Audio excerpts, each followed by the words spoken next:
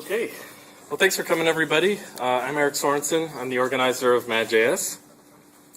So we want to say thanks this time to Microsoft for getting us the subs and soda. So thanks, Microsoft. So they've asked us to talk a little bit about Windows 10 and JavaScript. So I'm sure you guys have heard that there's going to be no Windows 9. It's just going straight to 10.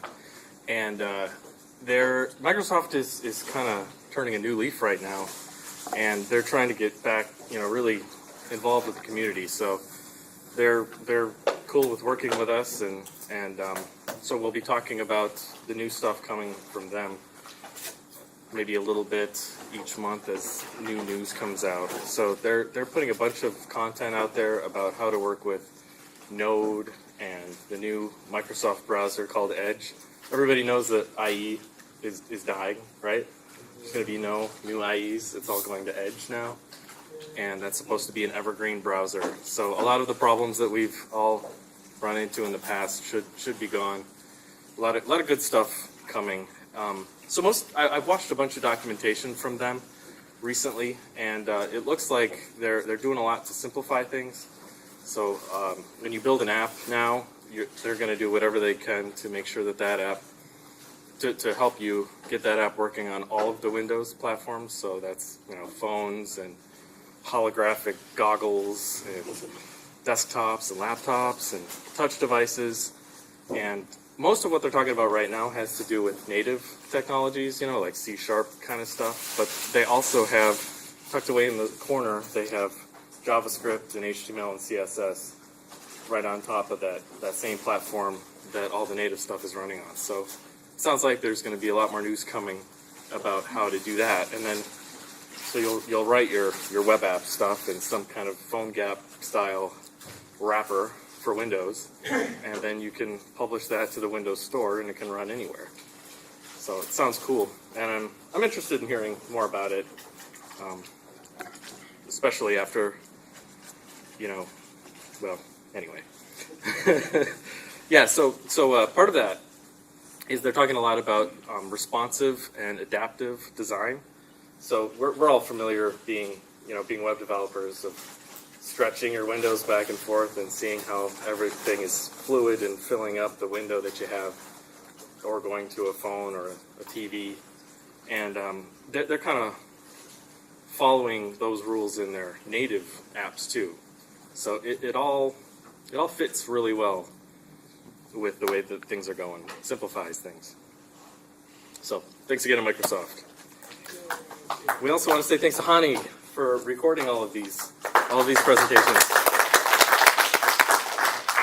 Yeah, you can watch the past events. How many do we have now? A year and a half's worth of videos from other meetups, right? Too? Not just MadJS? A little bit of Big DM has. Yeah. Cool. So yeah, go to YouTube and do a search for MadJS, and you'll find stuff there. And we also have shirts for sale still. You can get MadJS and Angular and HTML5 shirts at our screen.com store. A lot of different colors and styles. And you can find out about all this stuff at madjavascript.com. You can get contact info there. You can see our schedule. You can see links to sponsors. There are links to the videos that Hani's taken that automatically updates every time one is published. And you can see our code of conduct there too. So, any announcements? Yeah. I'm Brian, and we're at Meetup Credit Union. We have an internship position open right now. We're currently accepting applications. Really entry level, no experience or little experience type of position. We do a lot of JavaScript as well as C# and other things. Are you guys looking at Windows 10? That's not really a concern for us right now. We're web. We care about Microsoft Edge a lot. Yes. Yeah. Have you guys done any testing with it? No, I haven't. Yeah. I'm not really concerned at all. I just work. Yeah. It's It usually does. standards based. One note about your new website. Congratulations. Really nice website. Thank you. Very fulfilled. Thank you very much. Been using it for the past 10 years. The old website and the new website. Kudos to you. John Carlos here too, somewhere. He helped. Right here. Thank you. Good job.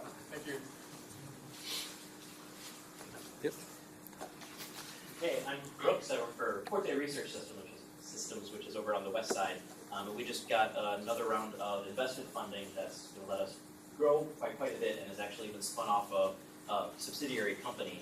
And so we're looking for many developers. Our technology stack is an Oracle to Java backend with the web front end being a backbone platform with a whole bunch of mix-ups that we've done. We're looking for full stack developers, but if you don't know Java but know the JavaScript, the front end piece of that, and are willing to be taught Java, we're looking for you as well. So if that interests you, listen in. Cool. Any other job openings or announcements? Okay.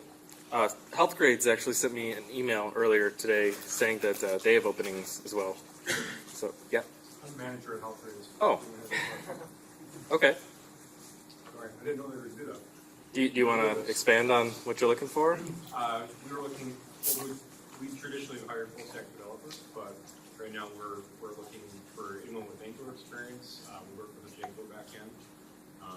We have some legacy technology which we'll get into. But Postgres database, that's the full stack. So interest and experience in that would be desirable. Cool. So next month, the presentation is going to be AngularJS data grids. So I unfortunately won't be there for that one, but is Perry here? Did I? No? Okay. He'll probably be handling that. So I think that's it for me. Nick, you want to? Do you have your own cable? Or? Yeah. Can I borrow yours? Sorry. Yeah. I just assumed you always have a Mac, so it should work, right? You have HDMI? No. Oh. Uh-oh. Oh, you don't. DisplayPort adapter. Oh, shoot. Oh, I thought I knew it. Does anybody have a Mac DisplayPort adapter to HDMI? HDMI. You have an error. Yeah, Not that there's anything wrong with that. it goes up to 2.7 gigahertz, okay. Would this one work? You want to try this one? I'm not sure if it'll work. Yeah, that should do it. Okay. Try it. If it doesn't work, then we'll have to ask some kids. Just looking for an adapter. Is that going to work? It looks like it. It looks like a DisplayPort. We don't know yet. Oh, sorry. Not an Apple product. Oh, yeah. Who actually buys Apple DisplayPort adapters? They're way overpriced. Proof is in the pudding. Geez, why don't you have an ear, Eric? I actually didn't buy that.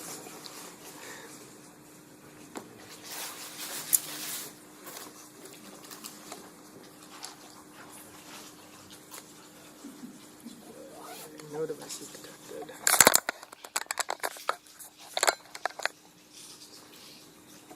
Is it working?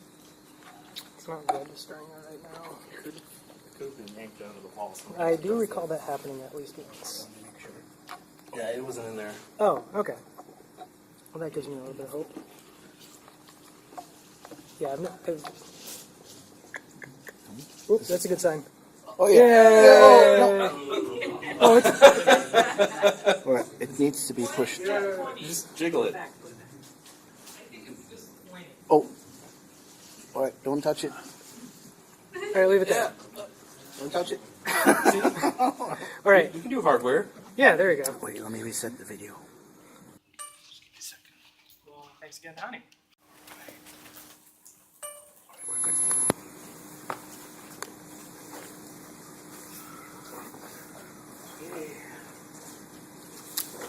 Hi, everybody. I'm obviously here to talk about Apache Cordova, and first like to thank Microsoft again for the food, of course. And I'd also like to thank Eric, who I think doesn't get thanked enough for his work that he puts into MadJS.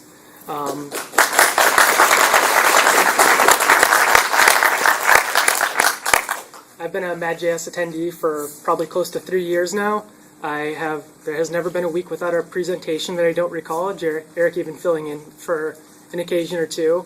And I don't recall a night without food either. So he makes it seem effortless, so therefore he must be doing whatever he's doing very well. So I'm Nick. You can follow me on Twitter at PremiumFry is my handle. I work at Mobile Igniter. We are a consulting firm that does ideation and development for mobile, web, and Internet of Things applications. Mostly do front end, so I'm actually I'm not a native developer, native mobile developer, I should say. And I'm most experienced with Ionic Hybrid and AngularJS, because Ionic uses AngularJS. A little bit about the talk. I would like to focus primarily on the kind of the guts of Cordova, what actually happens, and kind of demystify how Cordova works. And talk about some of the features and benefits of working in a hybrid app development environment. And I'd like to do that rather than go through the typical Hello World app and do some live coding. I actually trust that getting a kitten from the Humane Society and moving a laser pointer around on a keyboard would probably be as effective as writing an app as me doing it right in front of you right now. Also, we'll be focusing on iOS and Android. I kind of apologize for not addressing Windows, but it hasn't been a focus in my experience, and which is a shame because Windows is actually doing a lot with mobile phone to focus on web technologies. I believe pretty much everything on their on Windows Phone uses HTML, CSS, and JavaScript, so they're doing very cool things. Also, I would like to mention that I will be talking specifically about single-page apps on Cordova for several different reasons. First of all, Cordova does things with every time you load a new HTML document, and obviously on single-page apps that only happens once. I didn't read into how all that other stuff works because you shouldn't be doing it because that creates a bad user experience. If you were to change pages every time and on a mobile network with questionable signal quality, you'd have to download all new assets and everything. It's just so if your app that you're writing is not an SPA, you're doing it wrong. And that's Darth Vader pouring water from the ocean into a bottle via Brita filter. He's doing it wrong. And there are many very good tutorials for getting set up and building your Hello World app for Android and iOS on Windows and Mac. Also some good tutorials for releasing your app on Android and iOS, how to develop plugins, and kind of complicated process for deploying to iTunes and Google Play stores. I'll be sharing this slideshow on the Meetup group, and I invite you all to check this out and follow the links if you want to do it through it. But that is not going to be the focus of my talk today. Plenty of resources out there to do it, and I hope that the resources provided through my PowerPoint will help you as well. As I mentioned, I'd like to focus a little bit on the why of Cordova, a little bit of how, some tips and an overview of going from a front-end development workflow to a hybrid mobile workflow. Hints, there's a lot of things in common. You're doing a lot of the same things, but just some things to not overlook I'd like to cover. And also cover development environment and just general workflow, how you go from scaffolding an app to making something that's actually, or debugging on emulators and devices, and going from a browser to an actual device. So, again, the why question of Apache Cordova. Well, the obvious one is we're here at MadJS, so assumedly most of you are JavaScript developers. That gets a big check mark for why Apache Cordova. So you're used to front-end development, web technologies, gets another check. You want to develop a native mobile app. I'd hope that that's your interest if you're involved, if you're watching a presentation on Apache Cordova. Like most of us, you probably love Chrome DevTools. I haven't heard many complaints about it, and being able to stick with like the most useful tool in your toolkit is really, really handy. And maybe you're lazy and or don't want to have to write code in Java, Objective Swift, or whatever iOS is calling their programming language. You don't want to have to maintain 2 different projects. You don't want to have to learn the quirks of 2 different platforms. You don't want to have to hire from a smaller, potentially less experienced candidate pool, or even figure out how to hire a mobile dev, because that's an entire different environment. And also you should be interested in Apache Cordova because it is performance. You can write very good apps with Apache Cordova. Clarify the name Cordova a little bit. You may recognize it by something else, but kind of the history of how it became Cordova as we know and love today. It was originally created by a startup called Nitobi back in 2009. Nitobi was bought by Adobe, as in like Photoshop Adobe, and they open sourced the PhoneGap application via Apache, and that's how it became Apache Cordova. That was in 2011. Kind of confusingly, you may have also run across PhoneGap Build, which is a service that Adobe offers, where basically you send them all of your web assets, your HTML, CSS, and JavaScript, along with a configuration file, and you get back an actual Apple IPA application and an Android APK application. So you just send them web assets, and you get an app back. So that is not the same thing as Apache Cordova, but it's obviously in the same environment. And Apache Cordova is actually what's also under the hood of Kendo UI, I believe, as well as Intel XDK and Sencha Touch. So basically, if it's hybrid mobile, and to some degree it's not Windows, it probably relies on Apache Cordova. So the question is, if Apache is a name that's thrown around for a lot of things, and you've started an Apache project, or a Cordova project, what actually is Cordova, or what does Cordova do? And it actually does a few things. Cordova is a command line tool you can install with NPM, of course. It's development automation tools, so it's a bunch of hooks analogous to like gulp tasks that run on certain events. So like when you add a plugin to your app or remove a plugin, add a platform like iOS or Android. There's a bunch of automation tools for that. As I mentioned, it's a plugin management system.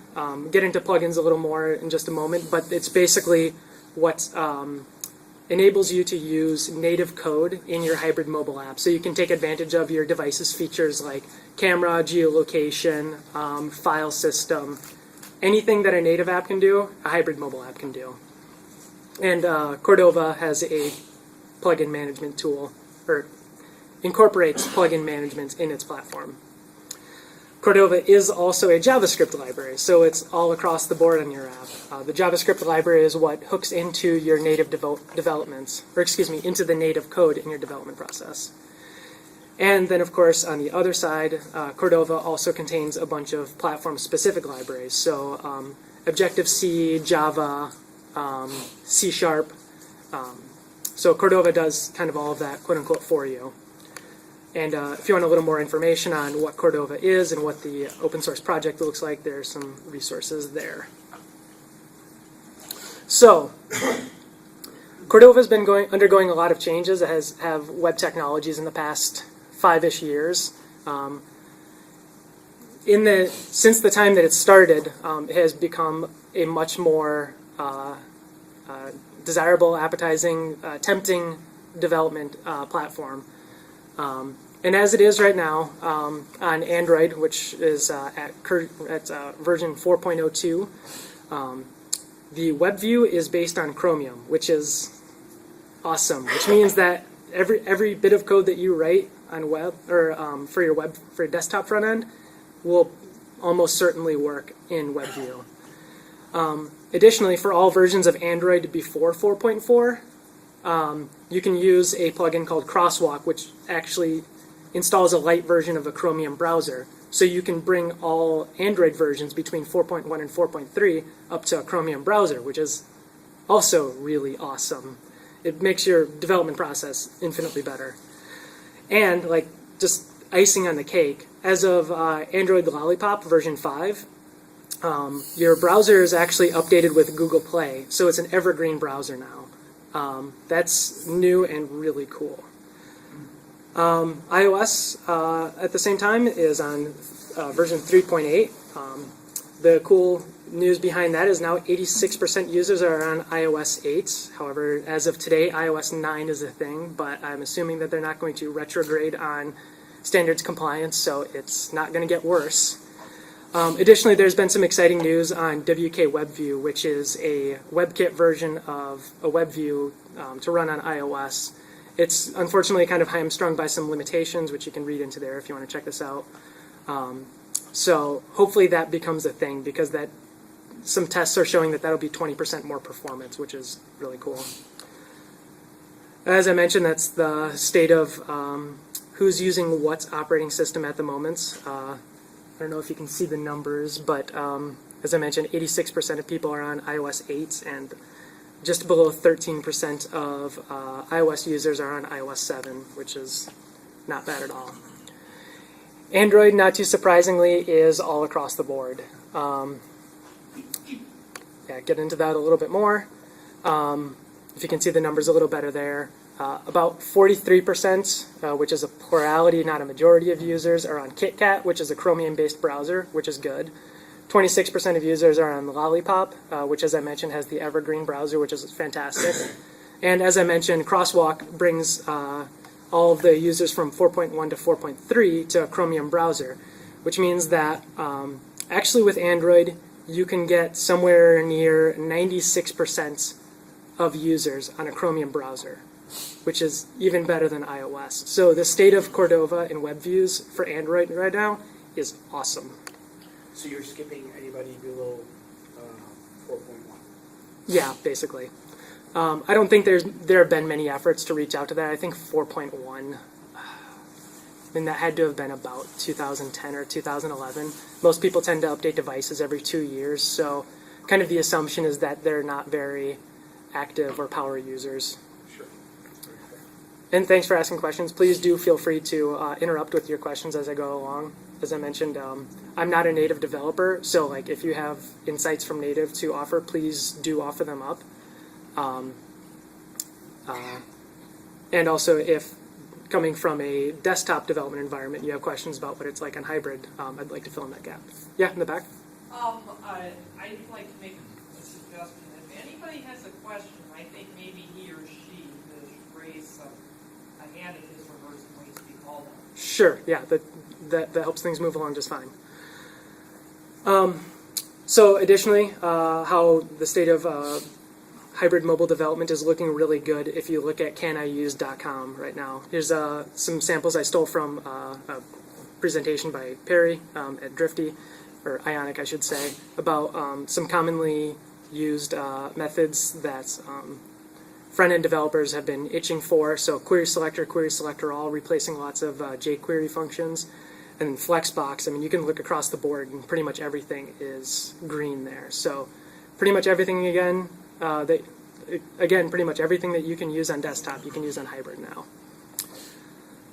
And as I kind of alluded to before, the power of Cordova mostly lies in plugins. And again, it's the ability to execute native code on each specific platform using JavaScript. So you, again, never have to write native code, assuming there's a plugin for it. And if you can see the numbers right there, it's got over 1,000 plugins at the moment. Now, given many of those are junk or else maybe side projects or just somebody testing something out, there are dozens, if not hundreds, of really, really useful plugins.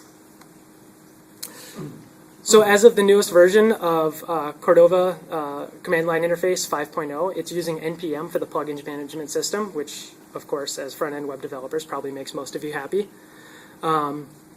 And the old system will be sunset on July 15th. Probably doesn't make a big difference to most of you.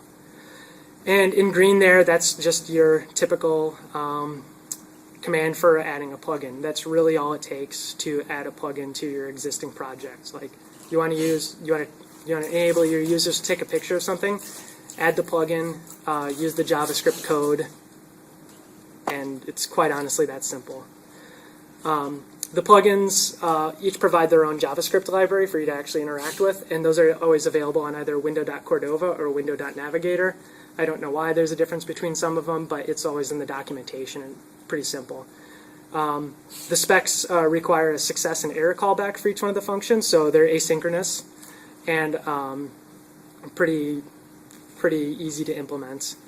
More about plugins. As I mentioned, there are probably too many, and maybe with a question of quality or compatibility. So, maybe you don't know if a plugin is going to work super well on Android 4.1 if you're using Crosswalk or something. Obviously the ones that are getting the most downloads are more likely to be better, but also some companies have been putting some effort into kind of vetting Cordova plugin lists. Telerik has a preferred list, which I've linked there, as well as NG Cordova, which is a kind of a spin-off project from Ionic, which also has Angular wrappers. So if you want to inject plugin services into your hybrid mobile app because you love Angular and you want to do exactly what you do every day and also have a mobile app, it's awesome. And then, of course, you can build your own plugin. Some resources linked there if you want to write that Java and Objective-C code. So kind of the question is, how does Cordova work? And that seems to be most people's speculation. But as I mentioned, I'd like to demystify and actually walk through the Cordova execution chain to actually show there's nothing magic going on. It's JavaScript, Webview methods, Java on Android, and Objective-C on iOS. It's like you can read it. It's awesome. So yeah, I'd just like to go through this relatively quickly. I skip over a handful of steps in terms of what method calls what, just because there's a lot of internal mechanics that callback ID, registration, and encoding of messages and stuff, which just aren't really important for the purposes of why I'd like to go through this, I think. So all Cordova plugins, as I mentioned, have a JavaScript function to go with it. It's actually injected into your index.html on build, so you don't have to have 15 more script tags for each one of your plugins. And they all, at some point in their code, call Cordova.exec. And Cordova.exec is the API bridge between JavaScript and native code. And it varies based on the platform that you're using, so again, iOS versus Android. And in different versions of iOS versus Android, it does different things, and you can even set it a little differently. But I'm just going to walk through the most common ones for Android and iOS. I have the different code, the different languages color-coded down there at the bottom. JavaScript is green, nice and friendly. We all know and love it. Blue is for Java on Android, and yellow is for Objective-C. In retrospect, for some reason, I feel like Java should be green. Maybe JavaScript should be blue. I don't know why.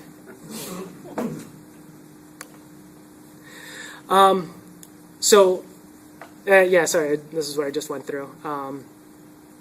All the plugins effectively call Cordova.exec at some points. And for both iOS and Android, has a callback registration system, so it registers a callback ID so that when the native code is done executing, it knows what to do back in the JavaScript land, again, back in your browser. The API bridge calls everything based on service and action, which is the plugin name. And actually, that just changed as of Cordova 5.0. You don't see the plugin name exposed, but it really doesn't matter to you when you're using it. And the action, which is the methods plugin exposed, an exposed class. And then, obviously, the result of the native code has to go back from the native to the web view, and there's the implementation varies on platform and version.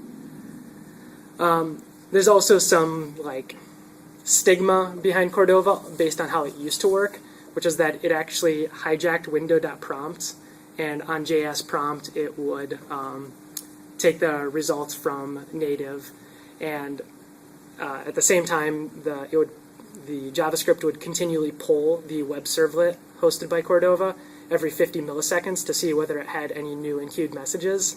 And that's obviously not super optimal, but that died a long time ago. Cordova's a lot better than that now. And as I mentioned, you can set different API bridges. I don't know why that's a thing. I've never developed a plugin which needed that, so I just ignored that. So starting from Android, as I mentioned, everything begins in Cordova.exec as called by the plugin, and enqueues the callback ID.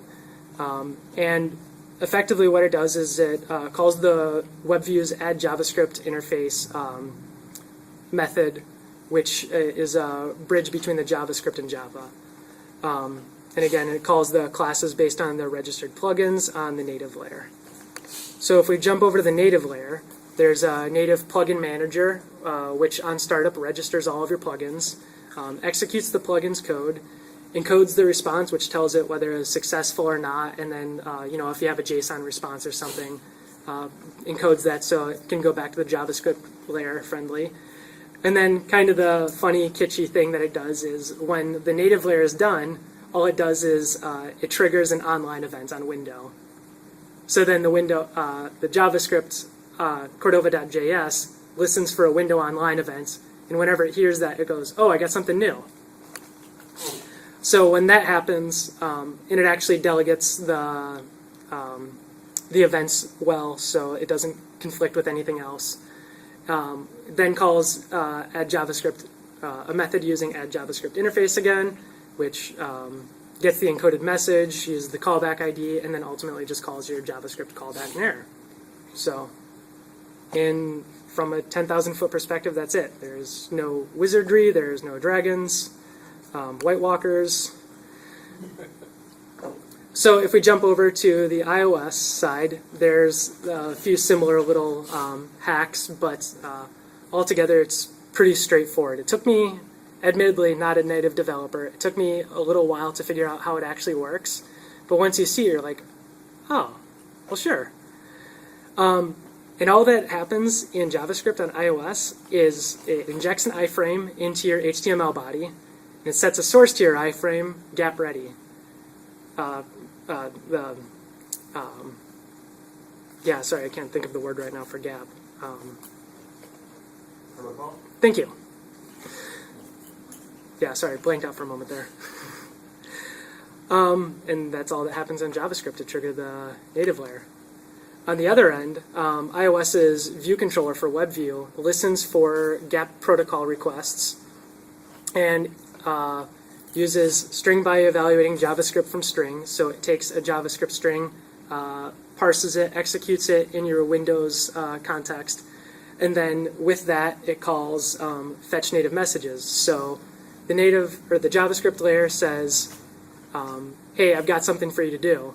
Native layer listens for that gap ready request and then uses native fetch messages to retrieve what it should actually do.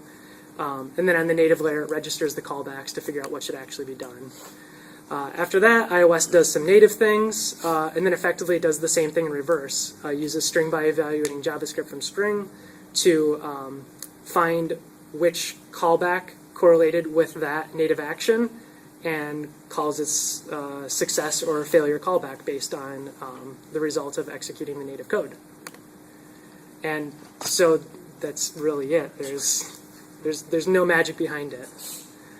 And I also wanted to cover that to help address what people perceive as performance issues with Cordova.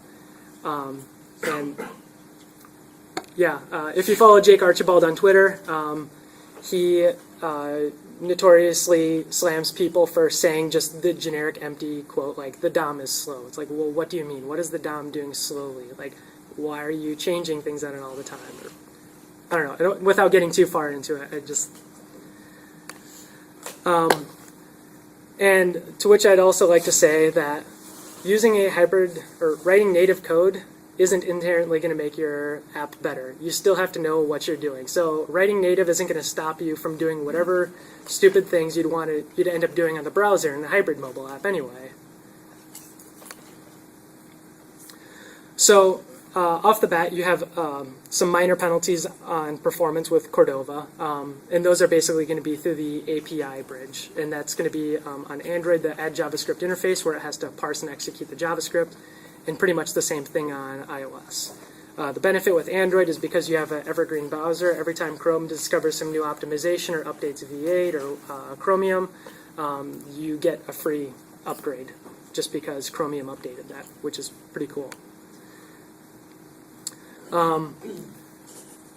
So if you're looking at native versus hybrid, arguably running plain old JavaScript versus Java for just doing some simple math or registering user actions or doing anything and just without using any I/O or network activity, it's arguably not going to be much difference to the user experience versus JavaScript with V8s. Additionally, you can take advantage of multi-threading, which in JavaScript you can't really do. And it's excellent with Android because the web core thread, where the Webview is actually running, is on its own thread, not on the UI, which in Android land means the activity that's actually what the application that the user actually has launched. So you already have two threads to start with. Many plugins already take advantage of grabbing a new thread from the thread pool. So you have more threads working for you. Cordova will also warn you if you're writing some native code which is taking too long to execute and automatically offloads processing large JSON to the background thread or to a non-UI thread, so it doesn't slow down your app. Also, a very important thing for performance that has changed in the past few years is obviously hardware is getting a lot faster. I just selected some arbitrary, not necessarily random devices here to illustrate the narrowing gap, as I understand it, between mobile and desktop. So the top layer, I have one desktop and one mobile device, and it's probably not going to be a huge surprise that to the left is the mobile device, which is an iPhone 6. That's actually all the processing power it has. They do wonders with with the hardware provided with it. And on the right, you have a Dell Inspiron, which is obviously a much heavier lifter. Kind of surprisingly, if you look at the difference between the mobile device and the desktop device on the bottom, you've got a 2013 Nexus 5, which is what I've been using for over a year now. Fantastic device. That was only $300, and that has comparable specs to a $900 MacBook Air. So when you're looking at performance differences between desktop and hybrid, a lot of that gap is being closed by the hardware that you're using as well. Another big place where you can improve performance on your hybrid app is with animations. If you guys have used Request Animation Frame, or else if you take advantage of CSS animations with WebGL, you should obviously do that as much as possible with a hybrid app. And I have some links there for some strategies for tackling that. Without getting too much into it, it's kind of boring stuff. And ultimately, kind of the goal of hybrid development is to make it as native-like as possible, right? You don't want to expose to everybody that you're actually writing a web view, because why should they care? You shouldn't make that front and center. And some things that you have to take into consideration with that is, one, obviously design. Take advantage of design patterns that many native apps or whatever apps are taking advantage of, in terms of gestures, ease of accessibility with buttons and keyboards. But also there are lots of technical considerations for making a web view perform more like a native application. Native handles swipes, drags, clicks, and the Android back button, hitting volume pretty much automatically, and that's something that you have to consider when you're writing a web view app. And most browsers also actually implement a 300 millisecond delay after every tap event or click event, and that's to ensure that you're not doing a double click or you're going to drag. And if you've used like a jQuery mobile or mobile web app that hasn't corrected that, it just makes everything feel just a little slower, and it doesn't provide you a super snappy experience. So that's one thing you want to take care of, and there are some really good tools out there to take care of that. FastClick.js is a library that's built pretty much specifically for that purpose. However, it doesn't cover all of your use cases. Hammer.js is another library which arguably covers more use cases in terms of like, I think it covers swipes and drags. I don't remember exactly how. And then if you're using Angular, ng-touch will take care of those, but in the form of a directive. So it'll only work in components that you've attached the directive to. So that means that you don't get, there's still a 300 millisecond delay for when you click a link or if you tap on an input field to open up the keyboard. So you're still getting some of that slow lagginess because of that 300 millisecond delay. Some browsers, however, are getting rid of it, and you can kind of identify that you want to get rid of it with this meta tag. This kind of a great way to tackle all of those things is if you're writing a hybrid mobile app, you should really try using Ionic.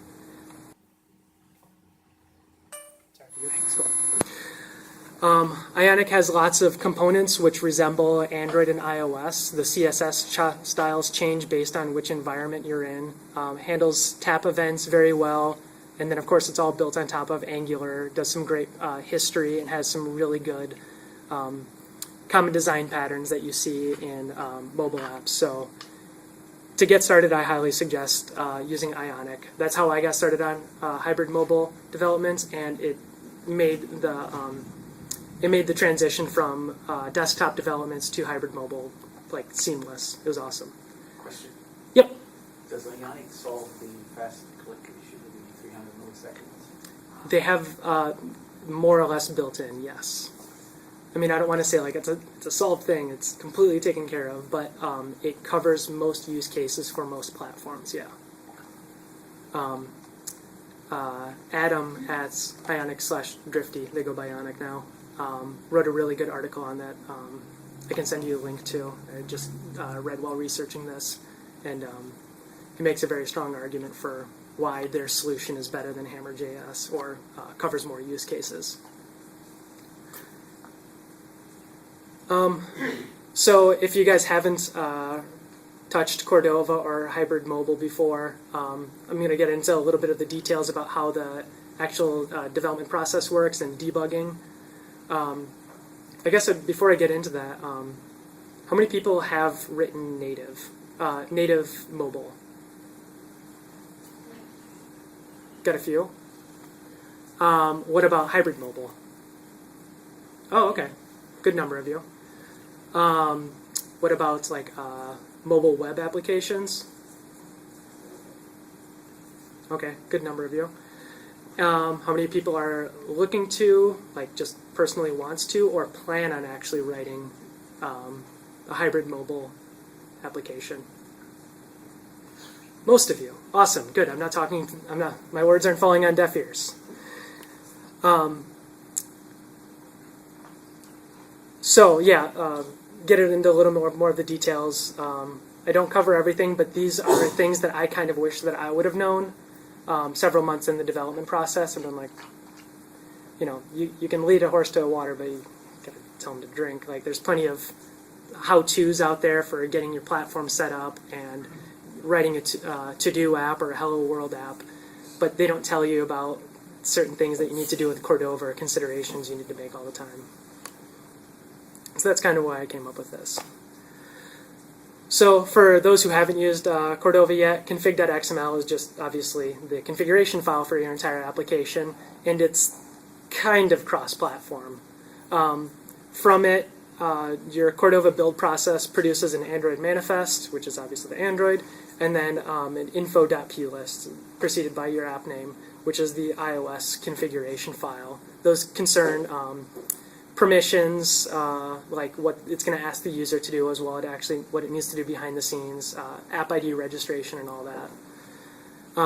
And the reason that I mentioned that it's kind of cross-platform is some elements of the config.xml, like at the bottom there have disallow overscroll and auto hide splash screen.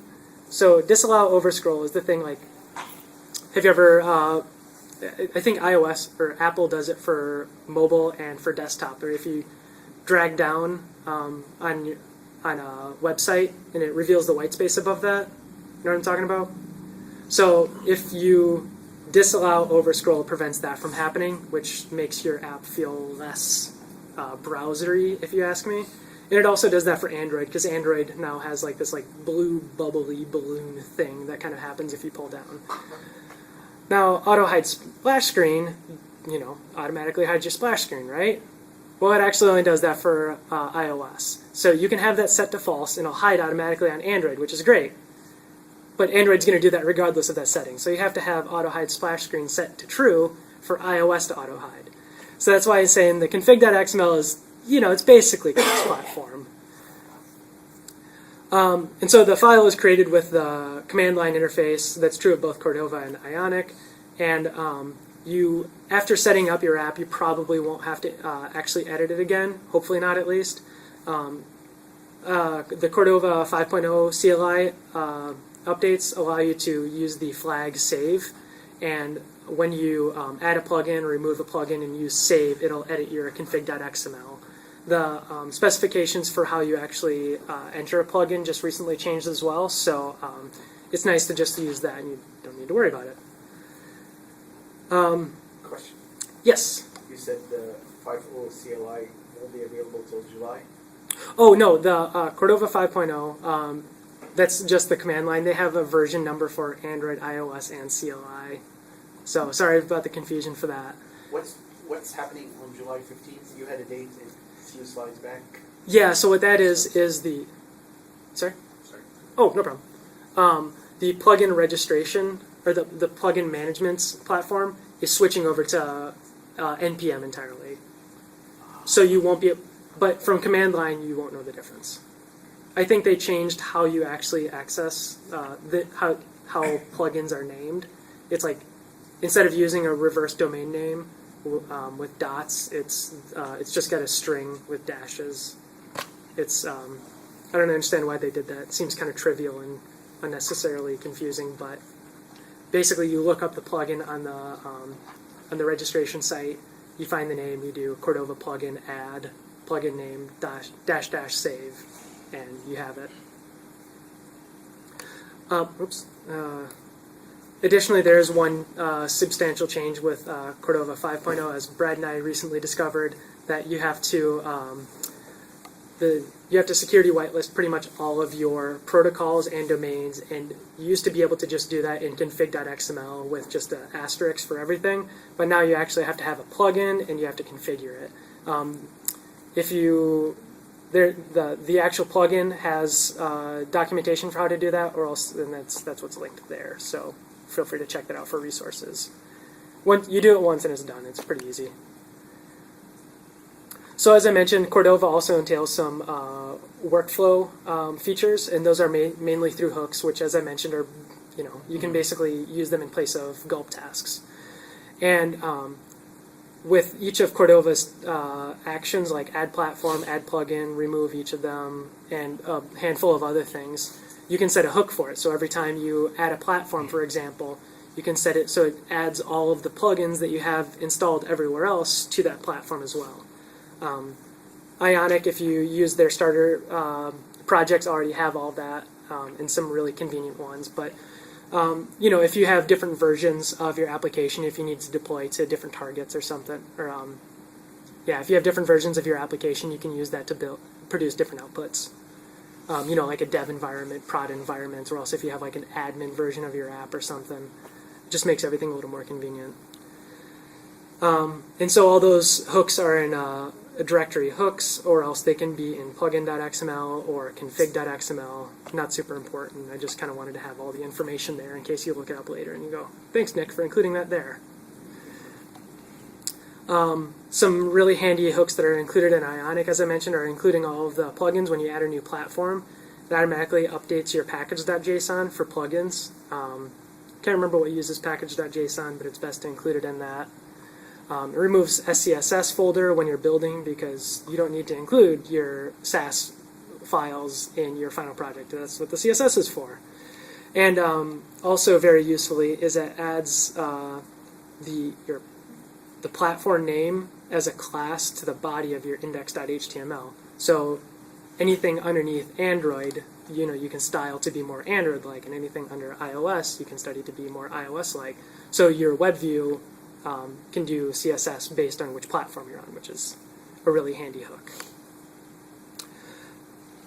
For those of you who are PC master racers, unfortunately you cannot build for iOS. That's been the state of affairs forever, and there have been some services like PhoneGap Build, as I mentioned, where you just send them your assets and they reply with your actual executables. But they've kind of been neglecting that service for a while, though I speculate that somebody else is going to fill that gap. I think maybe Intel's XDK or else IBM Mobile First maybe does that. Yeah. We use Telerik App Builder. Yep, that's right, Telerik. It's pretty great. It'll build all kinds of stuff, not even just Android and iOS, Windows. Oh, does PhoneGap only do iOS and Android? What's that? Does PhoneGap only do iOS and Android? PhoneGap. Well, Cordova does lots of things. Excuse me. Well, I'm not sure about PhoneGap Build. I think that does more things than just the two. But Okay. Telerik App Builder does quite a few too, and it's all very integrated, really slick, very easy. There's an IDE comes with. You can use it inside Visual Studio. Yeah, I just saw some presentations from that from, I think it was PhoneGap Day US in December. They had some pretty handy tools. That looks like that could improve your workflow an awful lot. So, yep. We have a video on the Telerik product We do? on MadJS about a year ago. Okay. So Well- November 2013 or December or January. You don't know the exact one. Yeah, I don't know exactly. I think it was in October. It had to have been the 9th. It was a Monday. Yeah. I had pizza. Well, if it was MadJS, you had pizza, yeah.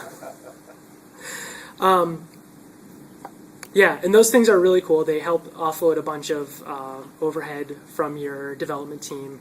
My experience, though, is that you're sending back and forth 12 megabytes worth of files. You're dependent on somebody else's servers availability to build. Personally, I just really like building because locally, I have a MacBook, so I can do iOS because it takes like 13 seconds.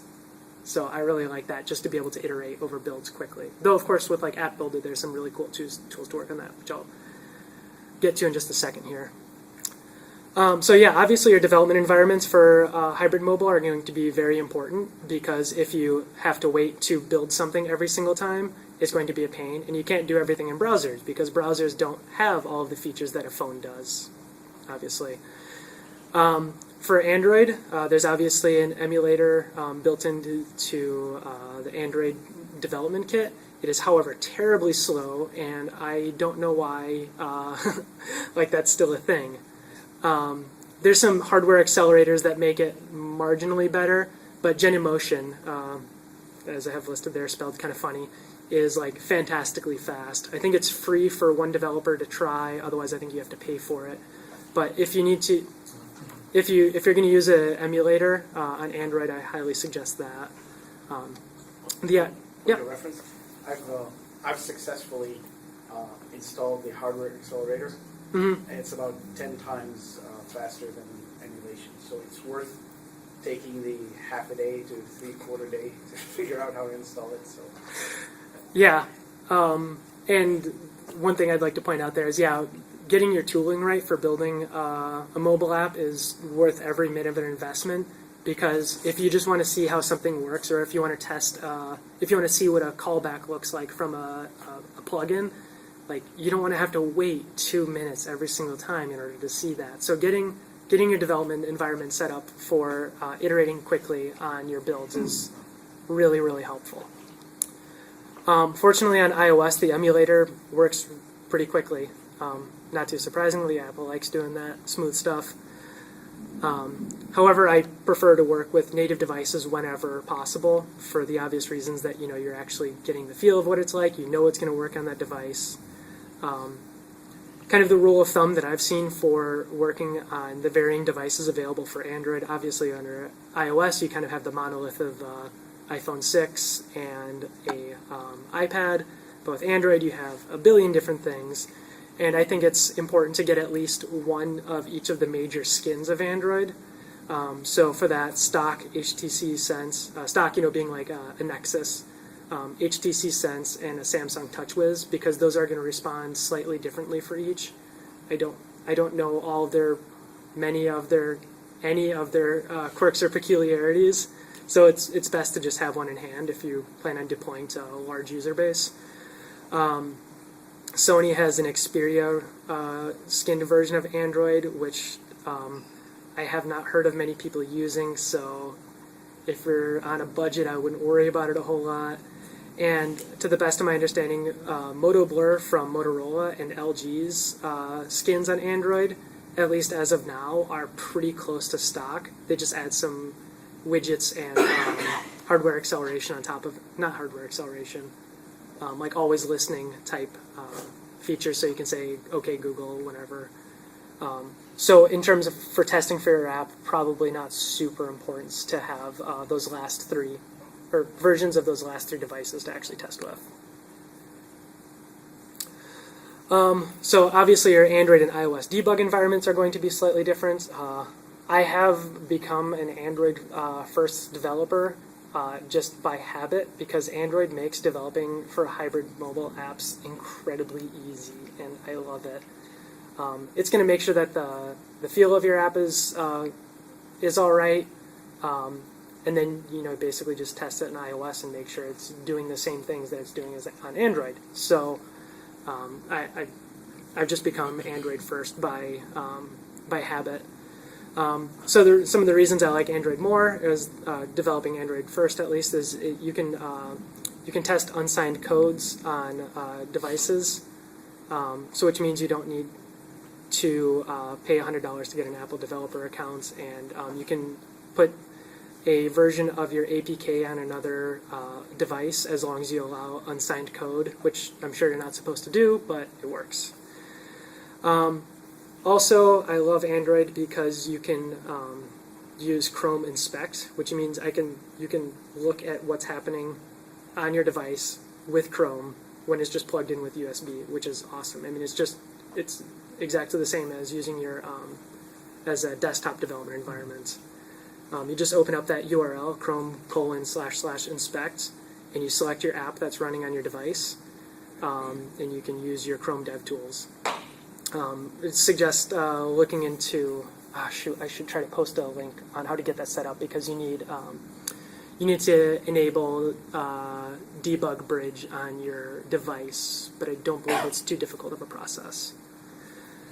Now the Chrome Inspect requires device bridge, which is included with the Android Developer Kit, and that does technically only work on Android 4.4 and higher, so KitKat. But again, Crosswalk, since it injects a Chromium Webview, you can use Chrome Inspect on that. So that means, again, you can hit you can inspect with Chrome DevTools on 96-ish% of devices, which makes your development workflow a lot better. Oh, and that shouldn't have been 4.0 plus. It should have been 4.1 and higher, so non-inclusive of 4.0. Sorry about that. Yeah, as I mentioned, you can use a debug key to deploy to device, and then you can actually deploy it on another user's device if they allow unsigned code. So if you want to do some hallway testing, it makes it a little easier. However, oh, sorry, that's really hard to read with the blue there. It says you must create a key store and build release version for sharing without enabling developer mode. So you have to build in a release mode with actual signed code. And there's a link then to, I can't remember, I think it's Google Developer site, so you can actually go through the process of creating a key store and signing your code on your desktop computer. iOS debug environment, as I said, does become a little more difficult. First of all, you have to have an Apple developer account, which is $100, which isn't that big of a deal.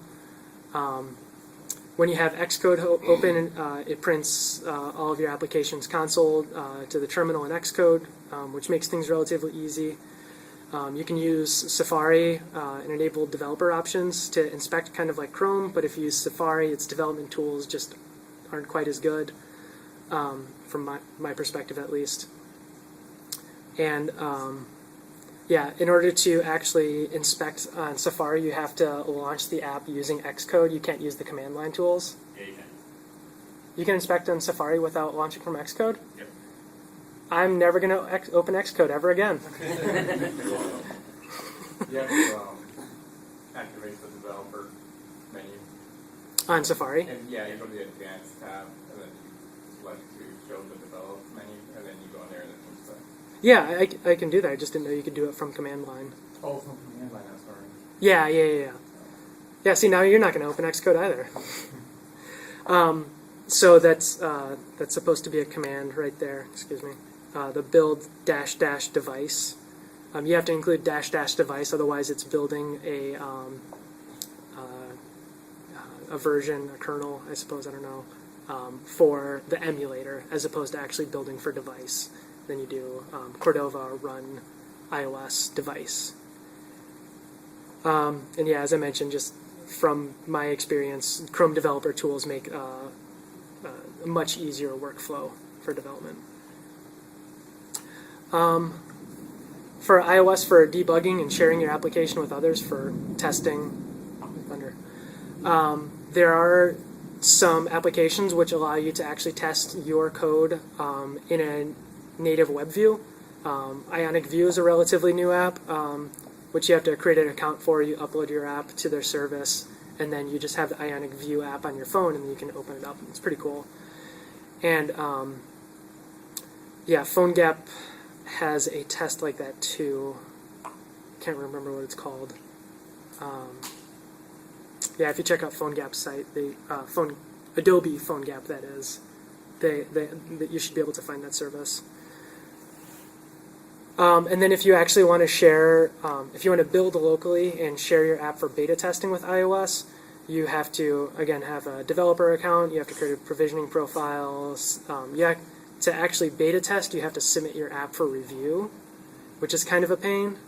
Like if you just want to hand it to somebody down the hall and you've made changes to your app, it has to go for review again, which, yeah, unnecessary bump in the road if you ask me. And then you can upload it to iTunes Connect and share with others. So just a little more difficult. There are some cross-platform tools which don't require much configuration. Wynra, which stands for Web Inspected Remotes, is a project from Apache, which you inject into your Webview. It talks to a server, and then with that server it has some web development tools available. So you can set breakpoint. Or no, actually, I don't think you can set breakpoints, but you can see the console and inspect HTML on it. It's handy in a pinch, but Chrome is better, and Safari, once you get it configured, it works arguably better than Winer too. Alternatively, you can actually just run a local node server on your device. So you know, at localhost, or look up your IP address, whatever that is, and then just from your phone, you can just look at that IP address and run your app. Of course, you don't have any of the Cordova plugins then available. Oh, yep, sorry, these are the things I mentioned. Adobe Developer App, that's what it's called. Yeah, sorry, things I just said. Lastly, yeah, the resources available in this presentation will hopefully be helpful. There are lots of links provided in there if you have any questions about anything. Additionally, this is a list of people that I follow on Twitter that are active Cordova, PhoneGap tweeters, and have provided me with a lot of information, which I found super helpful. So yeah, for all those reasons and more, you should use Apache Cordova.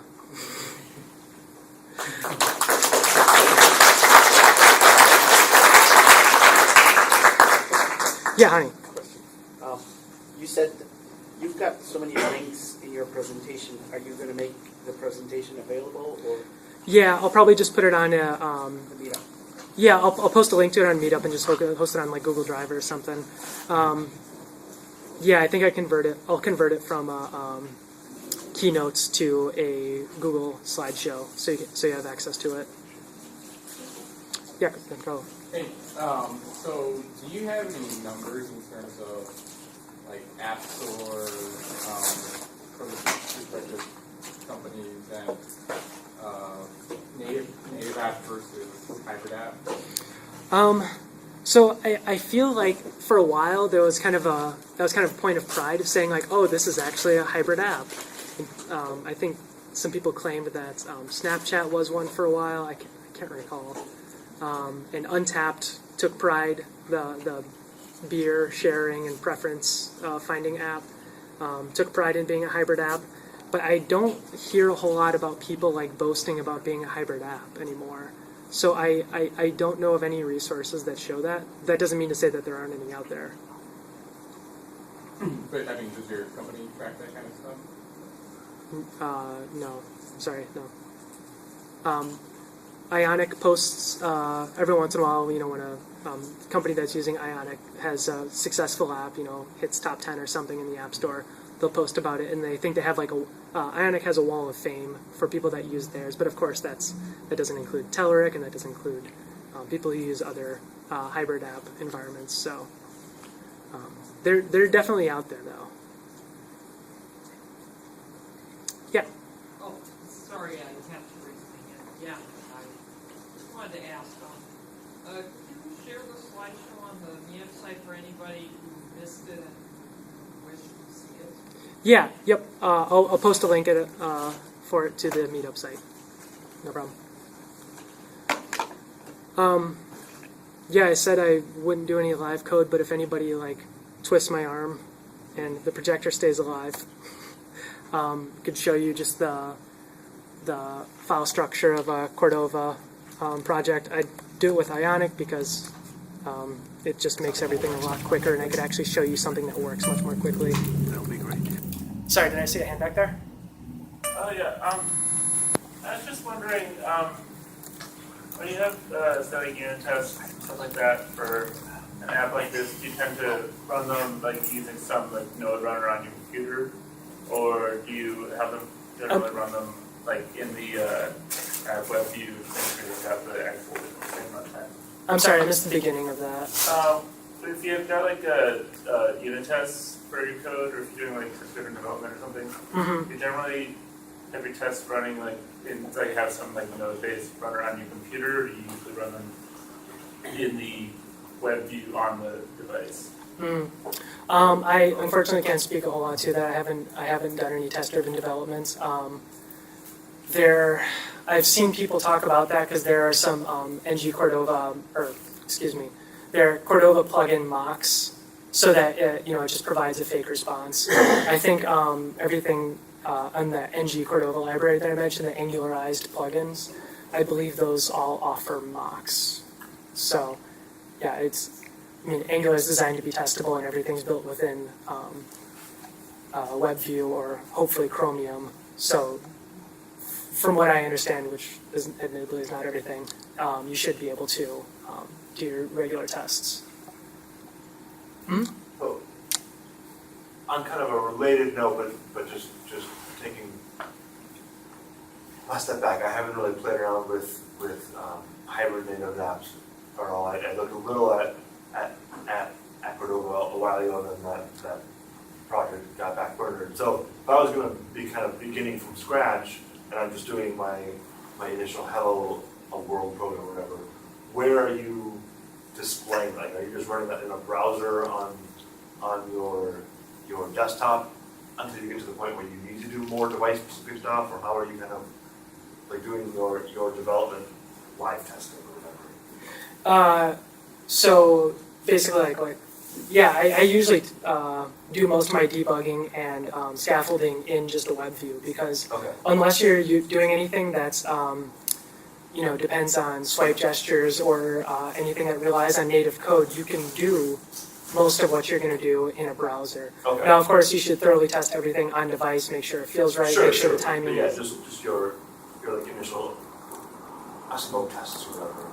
Yeah, right. And sorry, is that pretty small? Almost everything. I've never had to zoom. Can you zoom in terminal? Command Hey.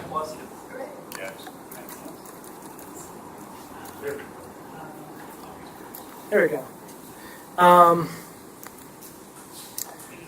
Yeah, so like just to see what that looks like, I'm just going to use, so Ionic has a command line utility that for most of its calls is just basically an alias to Cordova.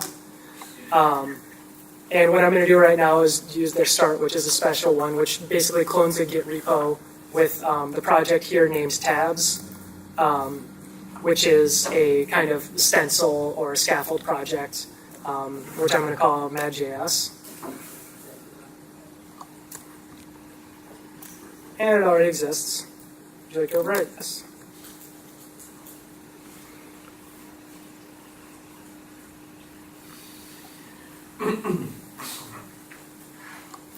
Sorry, it shouldn't take too long.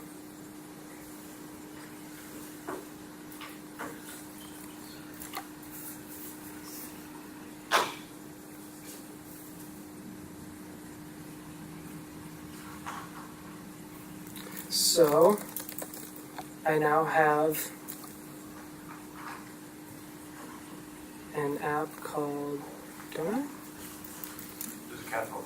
Oh yeah, there you go. MadJS.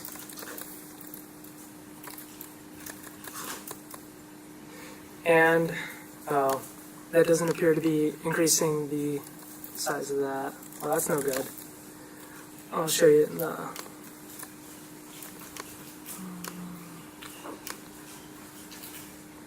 No, that doesn't want to do it.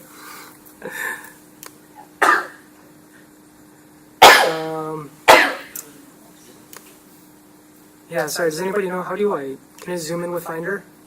Yeah, you can get, if you want to just do the whole UI, you can hold down Control and scroll up and down. Wow.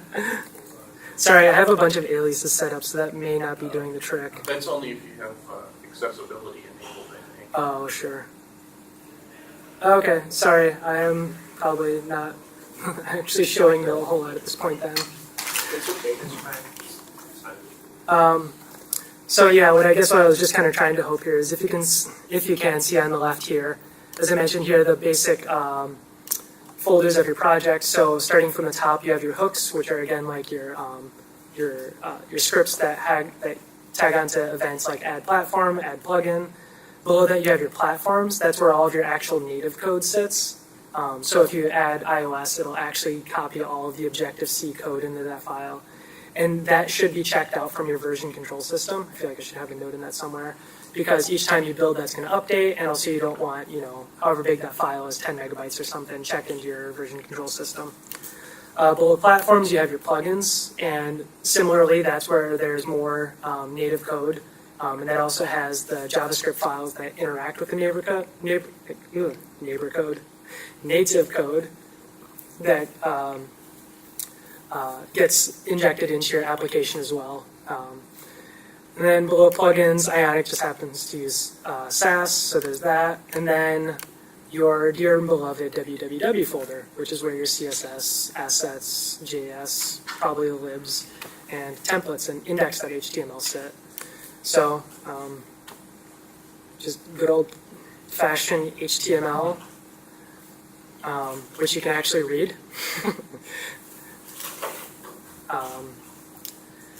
And yeah, so as I mentioned, Ionic has an alias for serve.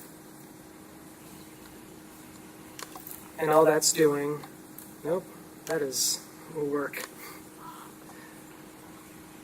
There you go, let's try that one again. You said you should say. Sorry?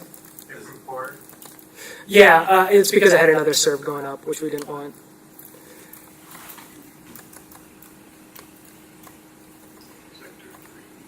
So this is just the sample app thrown up by Ionic.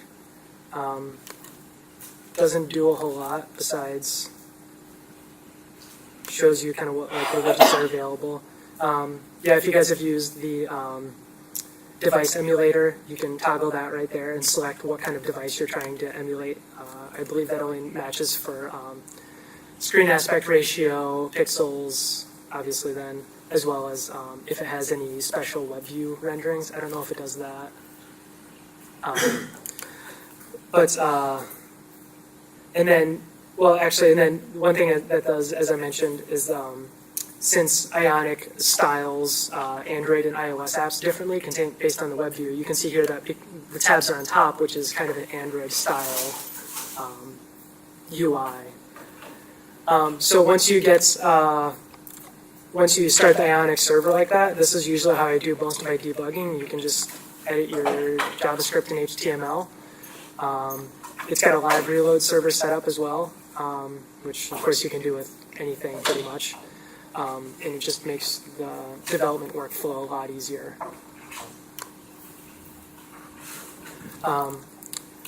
Once you're done with your regular Ionic serve, hold on, okay, that's cool. It automatically generates a new app ID for you, which is convenient. Let's check out the emulator.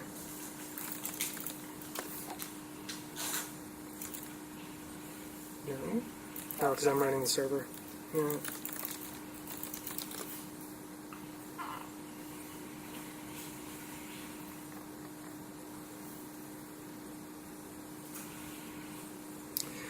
So it's just doing the iOS build procedure right now, which as a web developer, front end, are a bunch of things that I generally don't care about. Build succeeded, that's the thing that I care about. And I'm going to run an emulator now.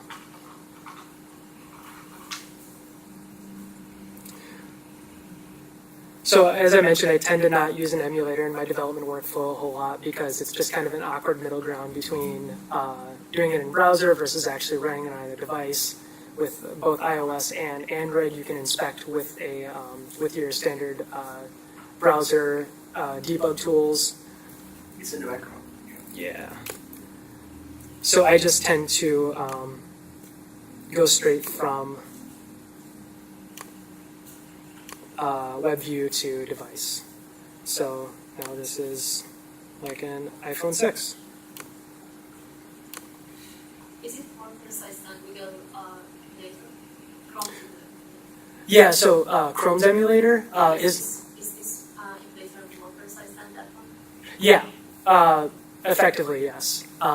The difference is that the iOS emulator here will actually run native or Objective-C code, and in Google Chrome, it can't. It'll run into a plugin, it's a JS file, or it'll run into the plugin's JavaScript that's supposed to call the native, and then usually just errors out there. I usually wrap most of it with you can check whether you're in a WebView or not. At least with Ionic, you obviously can, and I'm pretty sure there's something else you can do. Sorry, that's not super helpful right there. But, and then, so if you're in a browser versus on a device, then don't try to do the plugin. But with the emulator, you can obviously actually run your native code, so you can do more testing. Yeah. Do you ever find there are errors in how you're compiling from JavaScript to Objective-C or Java you wouldn't notice in the browser, but you would notice here? No. I haven't run into that problem before. I think that mostly depends on the quality of the plugins that you're using. Cordova has a testing suite based on, I think, QUnit or something.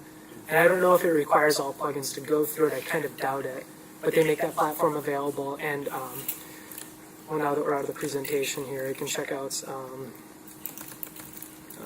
plugins.cordova.io.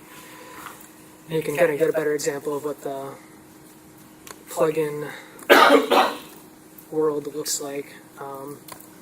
So like, let's just browse all plugins and check out the most popular ones by downloads. I mean, you know, in the millions there. And anything that's actually a core Cordova plugin. So Cordova maintains a bunch of plugins themselves. They've been fractioned off from the primary app because they wanted to make everything more modular. Anything that's maintained by Cordova is good as gold as far as I'm concerned. Of course, if you're going to be deploying to hundreds of thousands of users with billions of devices, probably want to look into that and not just take it for granted. But yeah, all of these have been remarkably good, and it's got everything that. Well, pretty much everything that you'd need. We had to write a plugin to interact with a Internet of Things thing, but that was kind of an edge case. It has Google Play services. You can fire up a separate Webview with a plugin. You can obviously fire transfer geolocation, cameras, all the standard stuff. There's a really good Facebook plugin, which so for all of these, looks like these are plugins that it has the native code for both iOS and Android. correct. Okay. If it is on one of the platforms, it'll usually mention it. Yeah. So here you Okay. can see. So, wow, all right. Yeah. Some of them have more than the others. Sure. Yeah, and as I mentioned, that's why some companies are trying to create like a preferred list of plugins, just to kind of separate the wheat from the chaff. But it, for most of your for most of your use cases, there's going to be a highly ranked plugin for it, from my experience. Yeah. Is it pretty easy to set up, JavaScript? Basically, just do like user agent sniffing to figure out if you have platform-specific JavaScript files that you're using. Like, say you want to use that Google Play Services plugin. Mm-hmm. Obviously, that's only Android, so unless I. Yeah, so in your JavaScript, you'd want to see, am I on an Android device, then do Google Play Services, else don't. So yeah, in your JavaScript, you'd obviously have to check. And you can do that with user agent string. I haven't looked into it too thoroughly. As I mentioned, you can throw a hook to actually edit the HTML itself and say, throw this on Android builds, throw this, and then you can just run a selector and look for that. Ionic Platform has a really good detector to figure out whether you're in Android, in a browser, or in iOS. I was going to say, the Cordova device plugin will give you that information. So all you have to do is add the Cordova device plugin. Yep. And it's in the beginning, I think. Yep, sorry. It's the most popular. Yeah. There you go. I missed the obvious answers right underneath my nose. That makes sense. I was thinking about stuff like, I was recently looking into the Object.Observe, which is only in Chrome right now, Mm-hmm. and I was playing around with it, but Safari doesn't support it at all, so I would assume therefore iOS doesn't support it at all, so, in general, you just do some, feature detection, but I feel like when like iOS isn't going to suddenly get that, so it makes more sense to do that with platform detection instead. Yeah, because that 86% of iOS devices are going to be iOS 8, or you can be reasonably certain of the device that you're on and its capabilities just by platform detection. Sorry, behind you, Jonko. Oh, sorry. You go ahead. In the app on the settings page, there's like an on/off button. Is that something you have to style yourself, or does Cordova know how to emulate the look and feel of each device automatically, or? So I'm probably starting to sound like an Ionic fanboy. I'm not going to deny it. They're a local company too, which is really cool. But no, Cordova does not do that. Cordova is just a WebView wrapper, and as we just discussed, you can detect what sort of platform you're on. But this is all styles from Ionic, and it's a label wrapping it too, so you get nice touch detection, so you don't have to hit the exact 5 pixels of the toggle. So it makes if you're like me and don't consider yourself like a designer type, and you just want to get something that looks like an app should look, helps you get there quicker. I was going to say, Ionic is a wonderful product framework, and it's a local company, wonderful people. If you want to go with something less of a kind of lesser quality, I've used jQuery Mobile, the jQuery Mobile library. successfully on both the Android and the iOS.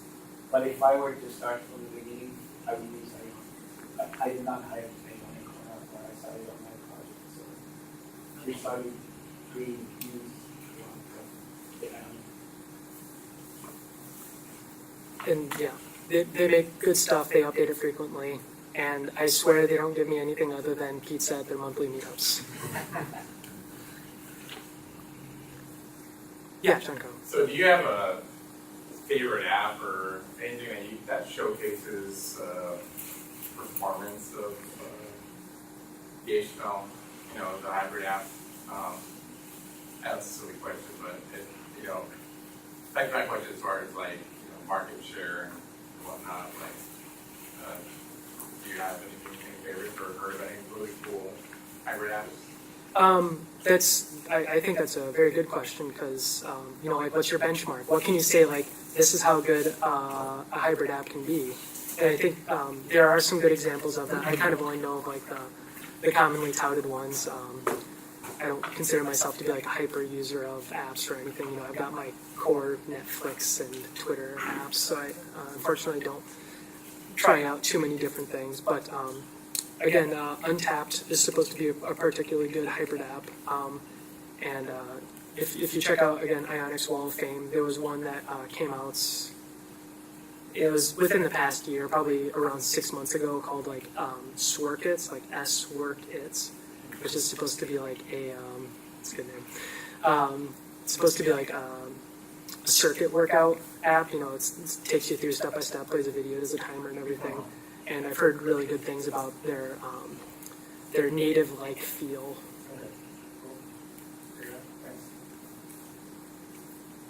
Yeah. Are there any sorts of things where you wouldn't want to use hybrid, you'd have to go native? So there are, I'd argue that there's undoubtedly use cases that would include that.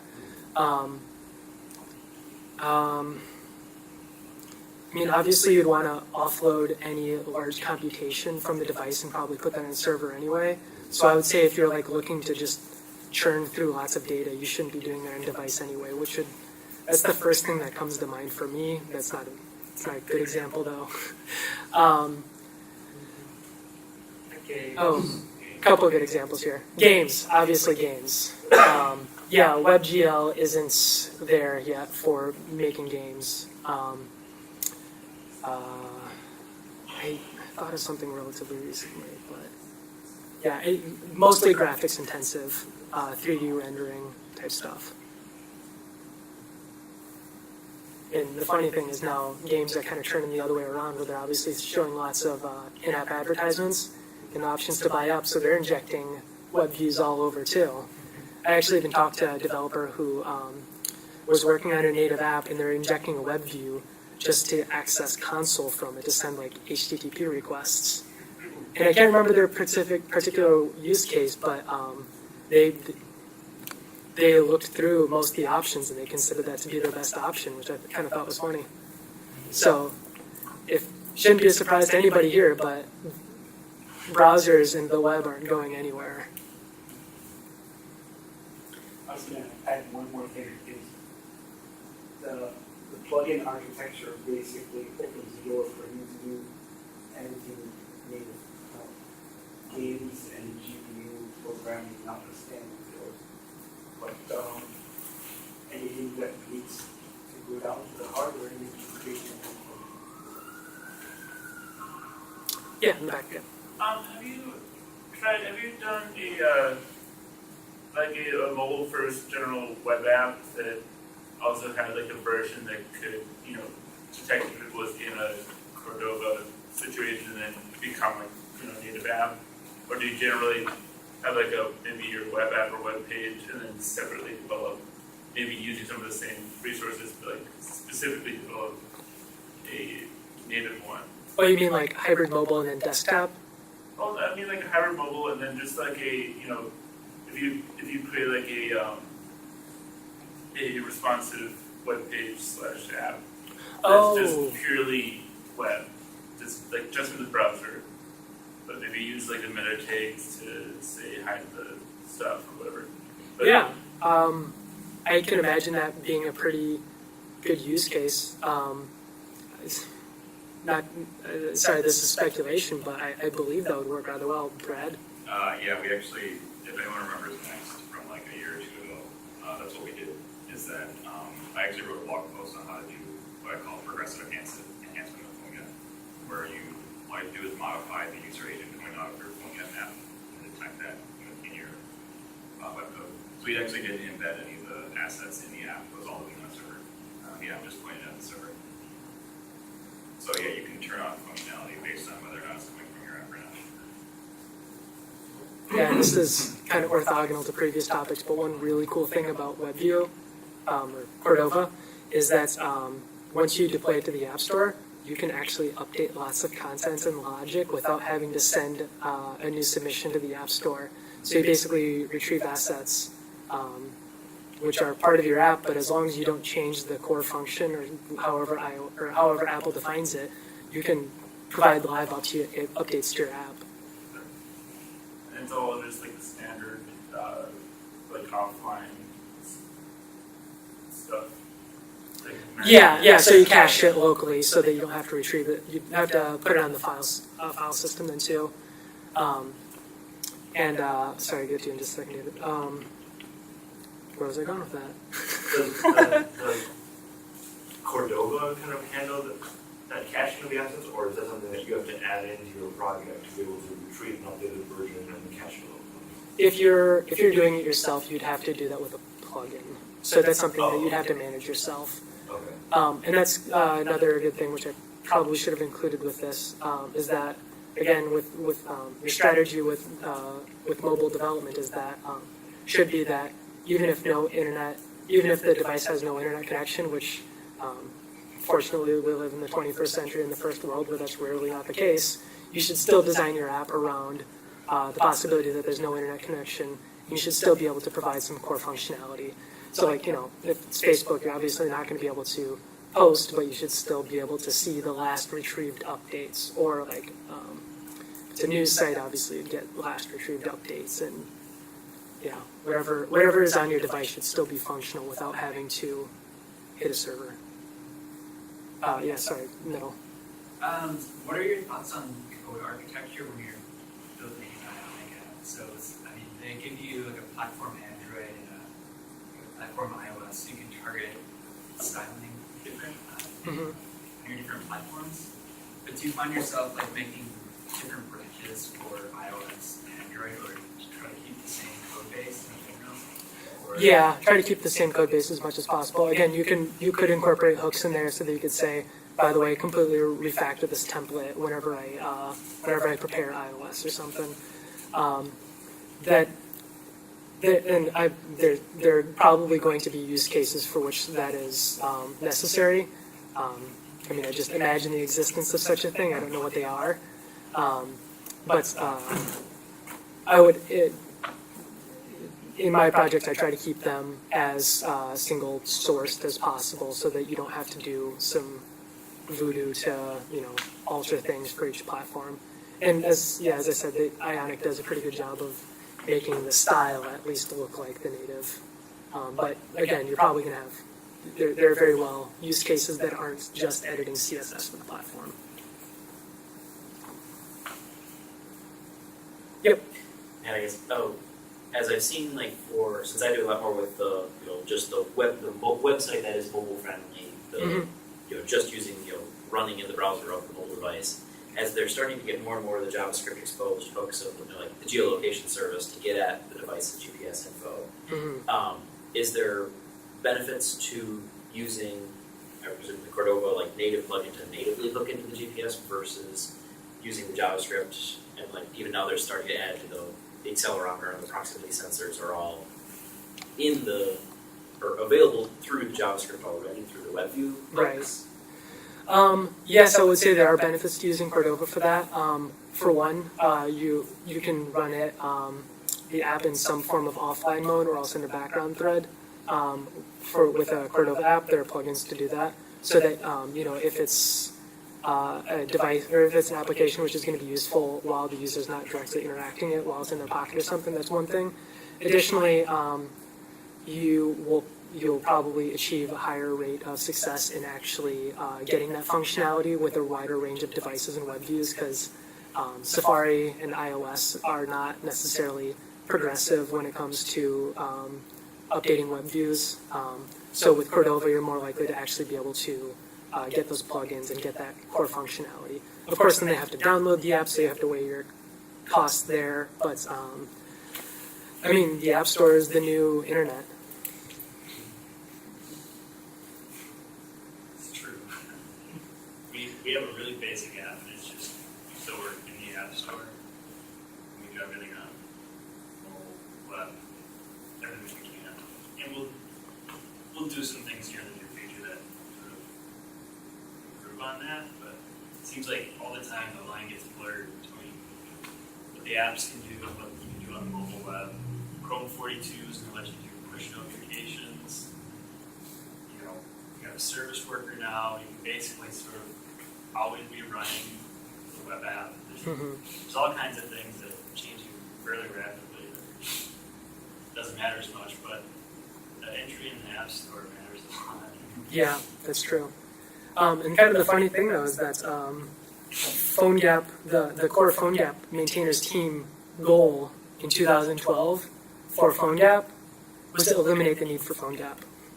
They wanted to just provide the functionality that PhoneGap does, basically until WebViews for each device, for all devices respectively, got up to what PhoneGap can do.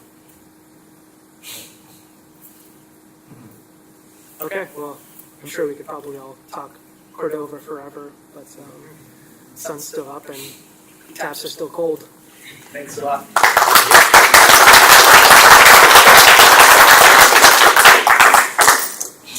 for the talk. So we'll probably be heading over to the Capitol Tech Hub, which is just right across the street over here. If you have any ideas for future meetups, just let me know if there's anything you liked or didn't like. I'm always interested in hearing about it, see what we can do. Yeah, and this was, not to advertise it, this was my first talk, basically over beers last time. I was just like, I guess I could do that. And I like to look at it not as a chance to flaunt what you already know. I like to think of it as an opportunity to learn something more. So you can just, put a few hours into research, copy somebody else's presentation, assuming they share it with you willingly, and present it, and everybody's smarter now. You did a good job. Oh, if you want another sandwich, feel free to grab one. What did they do with all We went to the library.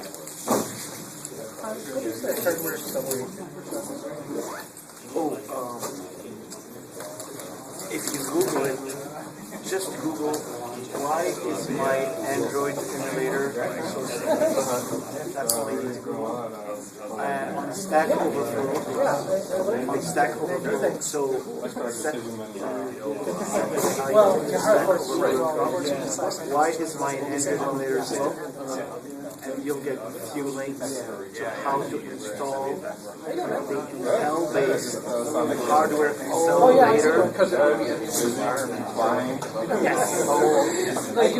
He's one of those guys. Yep. So I haven't used Genie. I wasn't sure if it was a legit project, but I'll It's his own. now that you recommended it, I'll definitely consider it. People say, go ahead and use Genie. I didn't feel comfortable installing it. But now that they I'll definitely consider it. Why does my Android?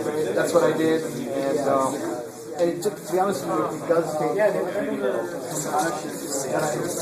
compile the C libraries or the assembly library, whatever. But it took me half a day to get it done on my iPad and on my portable.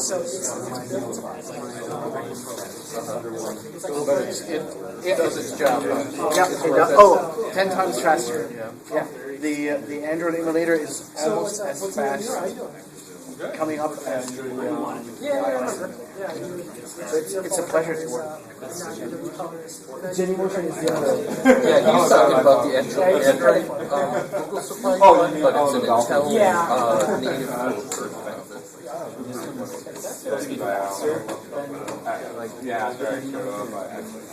I doubt there's probably not much difference between them from the sound of it, because I know it's not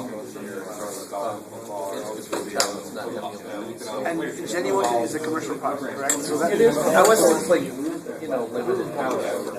Yes. how much is it if you want to pay for it? 25 a month. Yeah, see, that's I researched it. Well done, everybody. I'm not ready for a subscription model yet. So we've moved from actively weekly bugs, right? And so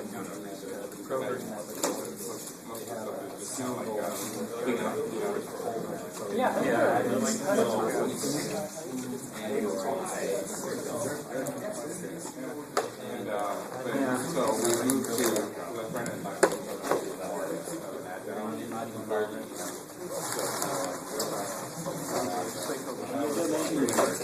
So how long is that you've been? But we're kind of I think we started in November 2013. So we have about a year and a half. Just go to madjavascript.com and there's a YouTube link there. But if you get lost, you can Google MadJS Meetup. and then also Go to YouTube. YouTube, search for MadJS. You have to put Meetup. instead of features that we're building. Yeah, there is a Telerik. There's a Telerik. They talk about the Telerik product. There's a Telerik presentation. Telerik is a pay service. Yeah, they're enhanced. It's a pay service for